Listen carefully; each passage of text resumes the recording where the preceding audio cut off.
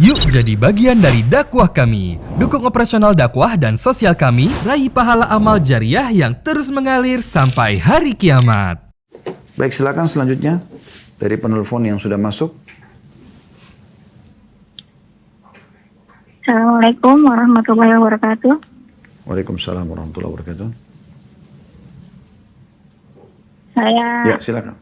dari Jakarta, Ustadz, mau menanyakan sebenarnya permasalahan ini dialami oleh semua istri ya Ustadz ya. Nah, di mana seorang suami itu terkadang mungkin entah dia karakter atau entah amarahnya dia, entah gimana, kami pun nggak ngerti kenapa ya kok kalau marah tuh harus pakai kata pengusiran gitu loh Ustaz. Dan ujung-ujungnya cerai gitu Ustaz. Dan ada pun beberapa dari kawan kami di situ sampai ditulis dalam kertas lembar, ditulis nih tanda tangan katanya, di tanda tangan. Kalau dia nggak mau, ya nggak mau, nggak apa-apa. Itu menjadi Apa itu? trauma Apa bagi isinya, kami, Bu? Ustaz. Apa isi surat yang surat tanda tangan ini? Tapi ada yang nggak mau memang karena mereka masih sayang. Kita nggak mau karena memang ada yang memikirkan anak. Oh, maksudnya tanda tangan surat cerai. Dan ada beberapa. Dan ini Sebentar, ada Ibu jawab satu. dulu. Yang surat itu surat cerai maksudnya? Ya, dia bilang kalau misalnya dia udah beberapa lama sudah seperti itu.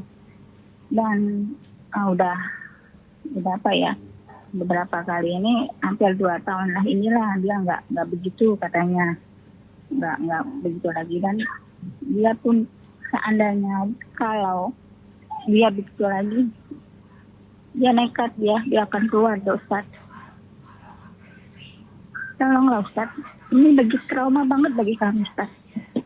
Gimana Sebentar, ini? saya ulangi dulu ya. Dan Maksudnya Ibu keluarga ini kami itu seperti apa? Ini ganjalan bagi kami Ustaz.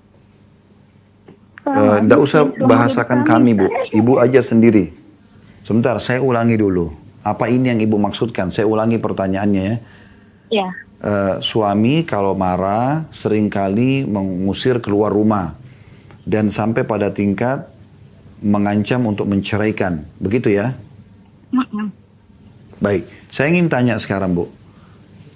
Apakah setiap kali suami marah begitu? Atau pada saat Ibu melakukan kesalahan tertentu yang menurut dia besar? Enggak seperti itu, enggak. Ya.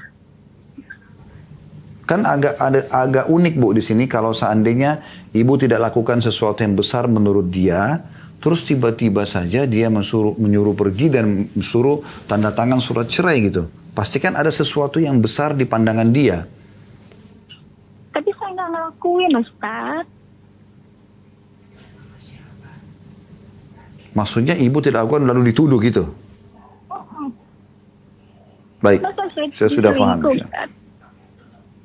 Saya nggak ngelakuin itu. Nah, kalau dia menuduh sesuatu tidak ada buktinya, Ibu minta buktinya saja. Sekarang kalau dia tuduh selingkuh, baik mana buktinya gitu? Saudara dari mana, Ustaz? Enggak, maksudnya dia minta, Ibu minta ke dia buktinya tuduhan itu. Kalau emang Ibu yakin Ibu tidak melakukan. Enggak. Dia enggak ngelakuin. Baik, Ibu itu. minta bukti aja dari dia. Minta bukti dari suami. Kamu menuduh saya selingkuh nih. Mana buktinya? Saya sendiri tidak merasa melakukan gitu. Ibu sudah pernah buat itu belum? Dia udah nanyain kayak begitu. Dan dia nggak bisa jawab. Ya kalau tidak bisa jawab berarti Ibu tidak bersalah gitu. Dan kalau sampai seandainya suami Ibu tetap ngotot sementara itu adalah tuduhan palsu, ini bahaya nih, dosa besar ini, Bu ya. Kalau Ibu termasuk wanita mukminah yang menjaga hubungan dengan Allah SWT, itu namanya kadzful muhsanatil mu'minatil ghafilat. Itu salah satu dari 7 induk dosa besar itu, Bu. Jadi dia itu datang setelah syirik kepada Allah, setelah sihir, itu dosa besar itu.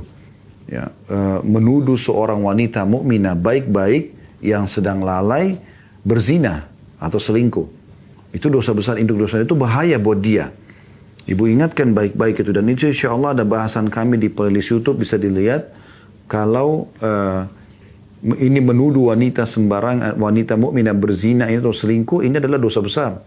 Disampaikan baik-baik. Kalau dia ada bukti, silakan ditunjukkan. Kalau tidak ada bukti, maka tidak boleh dia melanjutkan masalah itu.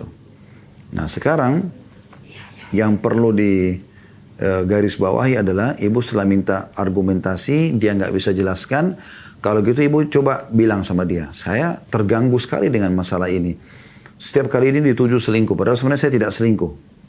Maka ini harus diberhentikan gitu. Karena memang saya tidak lakukan. Kalau ada bukti silakan datangkan. Kalau tidak maka jangan terus-menerus karena saya terganggu dengan ini. Saya sendiri tidak pernah melakukan ini gitu.